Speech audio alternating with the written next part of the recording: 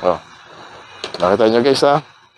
Okay na, kanina pinakita ko sa inyo, talagang wala, pinapoy natin, wala po yung apoy talaga. Ito na siya, may apoy na.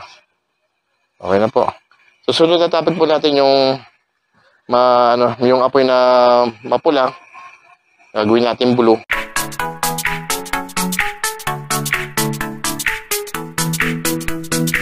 Hello, magandang hapon sa inyo lahat. Welcome back to our channel.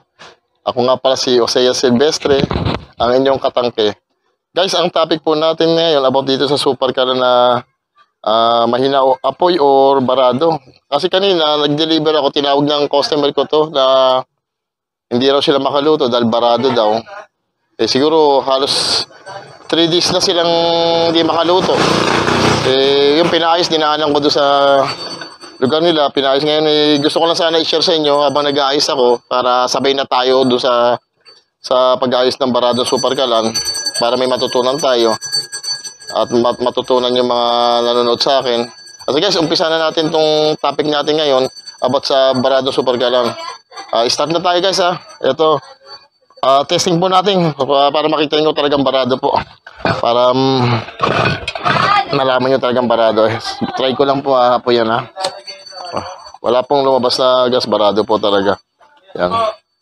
Kaya ang gagawin po natin, ang unang step po natin pag barado yung super kalan. Kasi yung cost lang naman ng barado yung super kalan natin, yung sobrang dumi na, tagal na ginagamit, o kaya yung sinasabi ko nag-overload, minsan yung nagbabara. Kasi yung nagyayelo na, minsan yun yung nagsasama ng dumi, tapos umiipit doon sa pinakapito. So guys, buksan na natin. Pag ganito barado super kalan nyo, ito po yung gagawin nyo. Buksan po natin.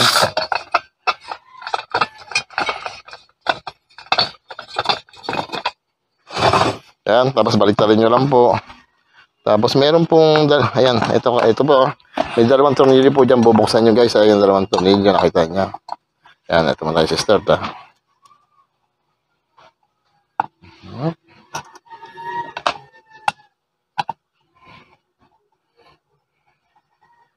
Top, yeah. Hop, yeah. Tapos, pag nabuksan nyo na guys, yan, ganyan nyo lang. Tapos makakita kayo ng maliit na pito yan. Yung pito na yan, bubuksan nyo lang po ng plies yan. Yung plies nyo maganda yung sana may ipin na ganyan. Para mas madali siyang buksan. Ganyan yun guys ha. Buksan nyo lang yan. Pagbukas nyo guys, ayan. Pagbukas nyo guys, ayan, tingnan nyo lang yung, alisin po natin yung barado dyan. Susundutin lang po natin ha. Guys ha.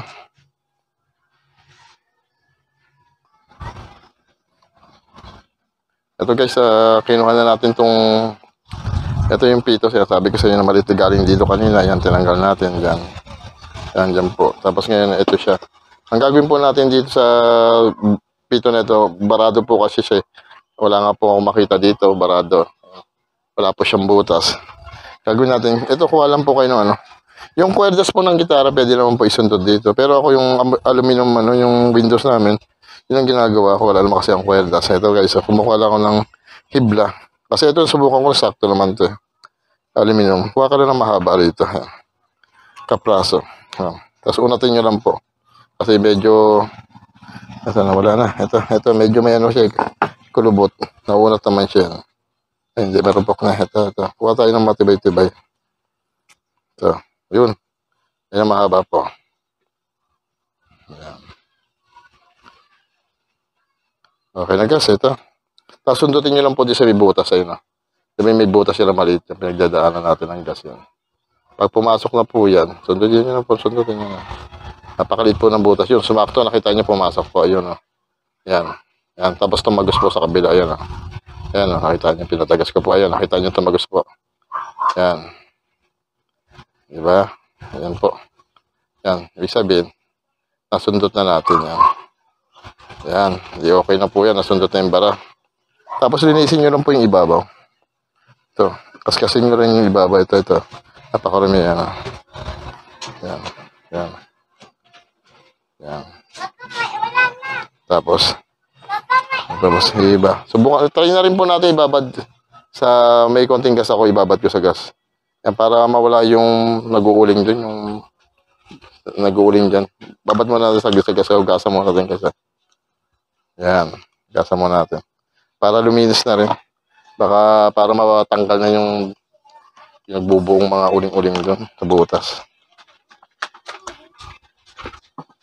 Tagal ito ang guys. Babad ko lang saglit. Tapos pagkababad nyo, sundutin nyo uli. Para sigurado. Tapos mamaya bubugahan natin yan. Pabubugahan natin. Okay guys, pwede na siguro ito.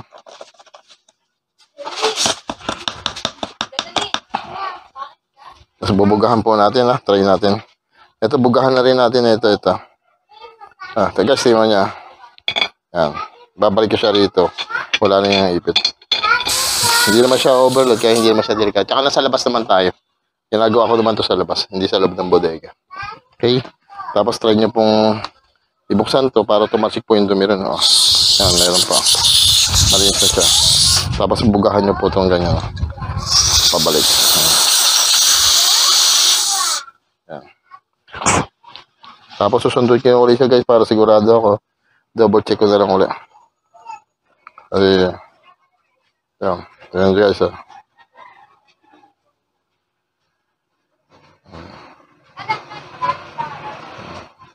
Napakaliit po ng butas. Halos sakto lang yung yan na, pumasok na po ulit. Yan. Iwasan nyo labas maputol. Ang hirap pag naputol. Yan, dahan-dahan lang po. Kasi pag naputol, ang hirap. Yan, okay na. Okay na guys ha. Yan. May butas na siya. Ayan. Yan. Naninag ko na sa araw. Yan. Okay. Testingan natin ulit. Kung malakas na bipiretso. Ikinabit ko po siya rito. Yan. Titingnan natin kung yung pressure niya talagang sobrang lakas na.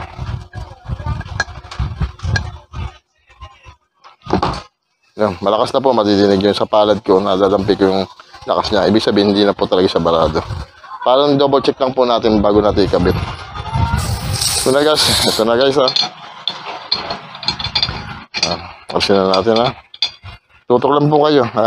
Ito yung sa baradong super kailan. Pagka ganito super kailan niya, simple-simple lang po ayusin. Hindi huwag nyo na paayos sa manggagawa. Kayo na mismo. Kung babae ka man o lalaki, kayang-kaya nyo po. Yan. Tapos balik nyo na lang po rito. Tapos linisin nyo na lang po yung burner. Sabay nyo na lang po linisan to. Para mas maganda. Diba? Kasi iba mag-uuling. Pero tuturo ko susunod sa inyo yung pag nag-uuling naman, babaklas tayo. Tapos yung susunod sa handle naman pag nag-aapoy dito, sa susunod na natin, na vlog natin.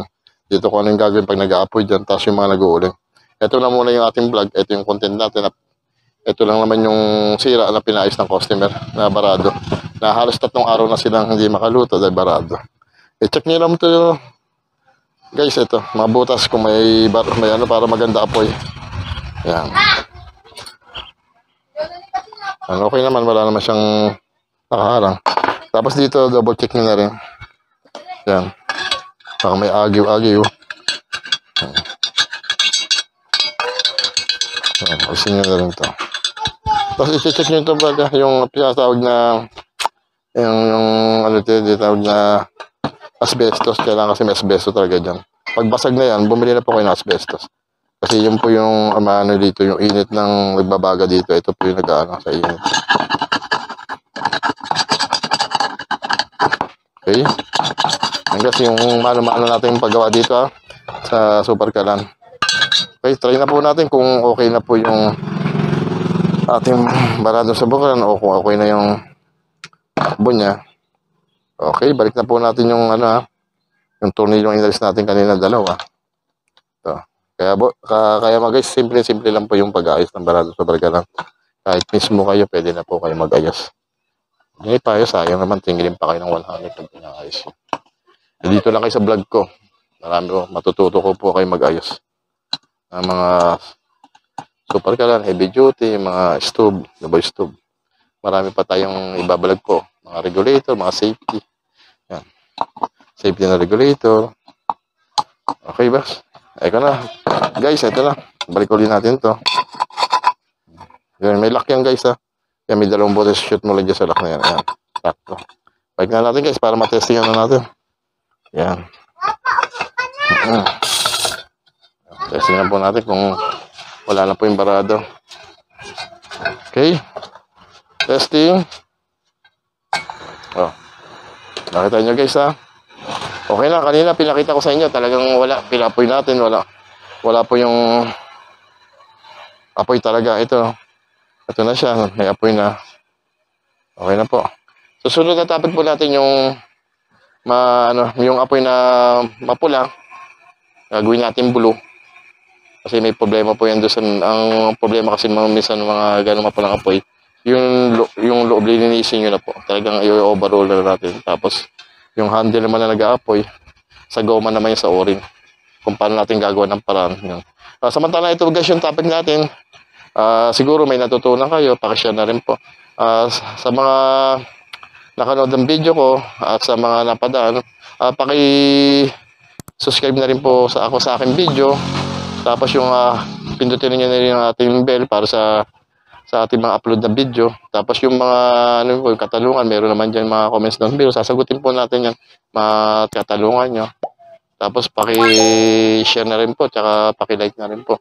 So guys, hanggang dito na rin yung aking malit na video. Sana may natutunan kayo about sa Baradong Superkalan. At sana susunod natin pagkikita. Nasa good mood ulit kayo o good health. Ako rin yung katangkay na si Osea Silvestre. Hanggang dito na lang. More power sa inyo. Babo po.